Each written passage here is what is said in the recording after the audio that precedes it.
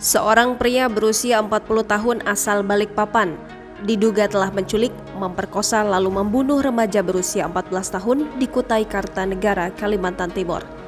Jasad dari remaja bernama Nurul Kamalia ditemukan di dalam karung dan dibuang ke sumur.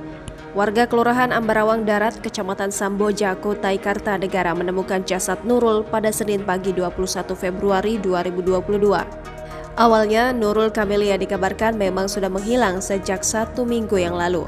Pihak keluarga dan warga sekitar pun kompak untuk mencari keberadaannya. Sampai pada akhirnya Nurul ditemukan dalam keadaan tak bernyawa di dalam sebuah sumur yang ada di hutan. Setelah ditelusuri oleh polisi, ternyata pelaku pembunuhan itu dilakukan oleh tetangganya sendiri.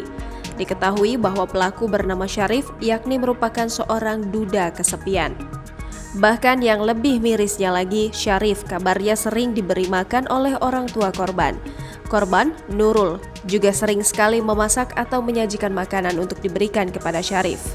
Hingga artikel ini dinaikkan, belum diketahui secara pasti apa modus dan motif Syarif sampai tega menghabisi nyawa Nurul. Kasus pembunuhan ini juga sudah ditangani langsung oleh Unit Reskrim Polsek Kutai.